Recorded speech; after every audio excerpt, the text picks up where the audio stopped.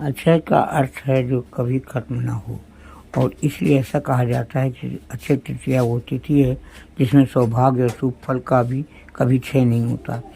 इस दिन होने वाले कार्य मनुष्य के जीवन को कभी न खत्म होने वाले शुभ फल प्रदान करते हैं।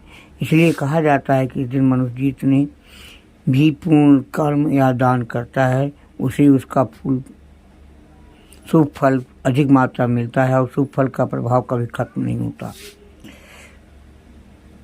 आखाती तीज के पीछे कई हिंदू मान्यताएं हैं। कुछ इसे भगवान विष्णु के जन्म से जोड़ती हैं तो कुछ इसे भगवान कृष्ण की लीला से। सभी मान्यताएं आस्था से जुड़ी होने के साथ साथ बहुत रोचक भी हैं। ये दिन पृथ्वी के रक्षक श्री विष्णु जी को समर्पित है।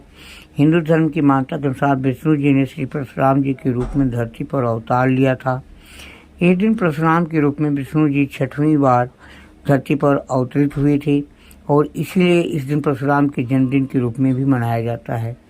धार्मिक मान्यता के अनुसार विष्णु जी त्रेता एवं द्वापर युग तक पृथ्वी पर चिरंजीवी रहे। परशुराम सप्तऋषि में से एक ऋषि जमदग्नि तथा रेणुका के पुत्र थे। वो ब्राह्मण कुल में जन्मे और इसलिए अक्षय तृतीया तथा परशुराम जयंती को सभी हिंदू बड़े धूमधाम से मनाते हैं। दूसरी मान्यता के अनुसार त्रेता युग के शुरू होने पर धरती की सबसे पावन मानी जाने वाली गंगा नदी इसी दिन स्वर्ग से धरती पर आई। गंगा नदी को भागीरथी धरती पर लाए थे। इस पवित्र नदी के धरती पर आने से इस दिन की पवित्रता और बढ़ जाती है और इसीलिए इस दिन हिंदुओं के पावन पर्व में शामिल है। इस दिन पवित्र गंगा नदी में डुबकी लगाने से मनुष्य के पाप नष्ट हो जाते हैं।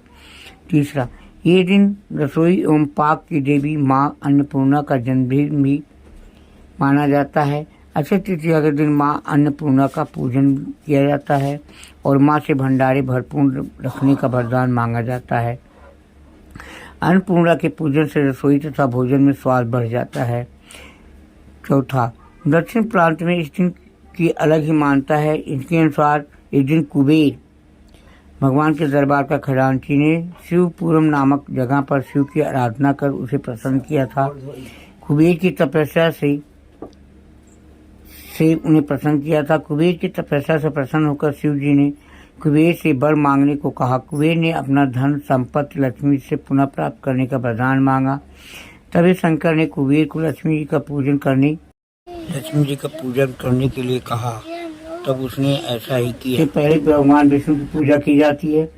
दक्षिण में इस दिन लक्ष्मी यंत्रम की पूजा की जाती है।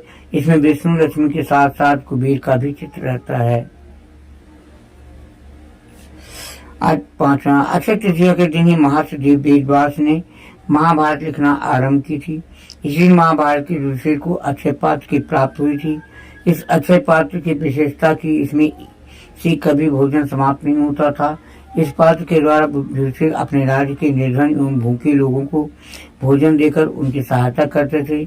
इसी मान्यता के अनुसार इस दिन किए जाने वाले दान पुण्य भी अक्षय माना जाता है, अर्थात इस दिन मिलने वाला पुण्य कभी खत्म नहीं होता। ये मनुष्य के भाग को सालों साल बढ़ाता है। छठा, महाभारत में अक्षय तृतीया की एक और कथा प्रचलित है। इसी दिन दुशासन ने द्रौपदी का चीरहरण किया था। द्रौपदी को इस चीरहरण से बचाने के लिए श्री कृष्ण ने कभी न खत्म होने वाले साड़ी का दान दिया था। सातवां, अक्षय तृतीया के पीछे हिंदुओं की एक और रोचक मान्यता है। जब श्री कृष्ण ने धरती पर जन्म लिया तो अक्षय तृतीया के दिन उनके निर्धन मित्र सुदामा कृष्ण से मिलने पहुंचे। सुदामा के पास कृष्ण को देने के लिए सिर्फ 4 चावल के दाने थे। वही सुदामा ने कृष्ण के चरणों में अर्पित किए, परंतु अपने मित्र एवं सबके हृदय की जानने वाले अंतर्यामी भगवान सबको समझ गए और उन्होंने सुदामा की निर्धनता को दूर करते हुए उसकी झोपड़ी को महल में परिवर्तित कर दिया और उसे सब सुविधाओं से संपन्न बना दिया। तब से अक्षय तृतीया पर किए गए दान का महत्व बढ़ गया। भारत के उड़ीसा में अक्षय तृतीया का दिन किसानों के लिए शुभ माना जाता है। इस दिन से ही यहाँ के किसान अपने खेतों को जोतना शुरू करते हैं। इस दिन उड़ीसा के जगन्नाथपुरी से रथ यात्रा भी निकाली जाती है।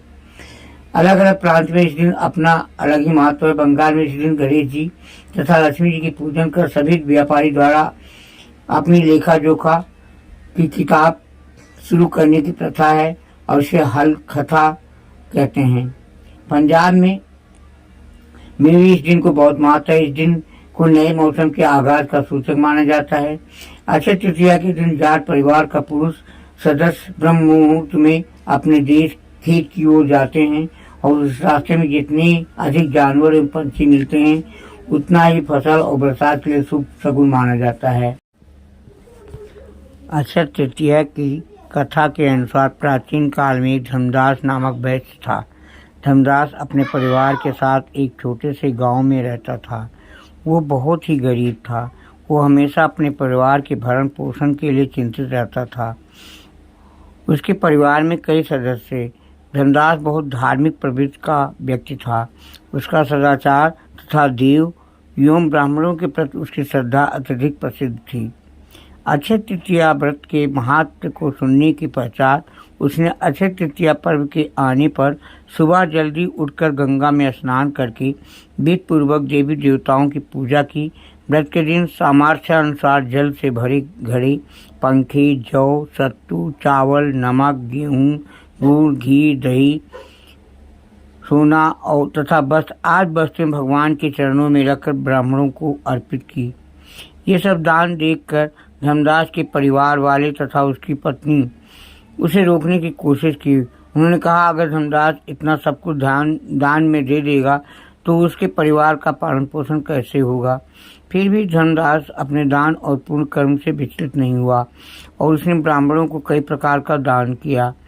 उसके जीवन में जब भी अक्षय तृतीया का पावन पर्व आया, प्रत्येक बार धर्मदास ने विधि से इस दिन पूजा एवं दान आदि कर्म किया। अनेक रोगों से ग्रस्त और वृद्ध होने के उपरांत भी उसने उपवास करके धर्म कर्म और दान पूर्ण किया। यही वैश्य दूसरे अगले जन्म में कुशावती का राजा हुए। मानता है कि अक्षय तृतीया के दिन किए गए दान पुण्य व पूजन के कारण वो अपने अगले जन्म में बहुत धनी एवं प्रतापी राजा बना। वो इतना धनी और प्रतापी राजा था कि त्रिदेव तक उसके दरबार में अक्षय तृतीया के दिन ब्राह्मण का भेष धारण करके उसके महायज्ञ में शामिल होते थे। अपनी श्रद्धा और भक्ति का उसे कभी घमंड नहीं हुआ। वो प्रतापी राजा महान एवं बलशाली होने के बावजूद भी धर्म मार्ग से कभी विचलित नहीं हुआ। माना जाता है कि ये राजा आगे के जन्मों में भारत के प्रसिद्ध सम्राट चंद्रगुप्त के रूप में पैदा हुए थे। जैसे भगवान ने धर्मदास पर अपनी कृपा की, वैसे ही जो भी व्यक्ति अक्षय तृतीया की कथा का महत्व सुनता है और विधि विधान से पूजा एवं दान आदि करता है, उसे अक्षय पूर्ण एवं यश की प्राप्त होती है।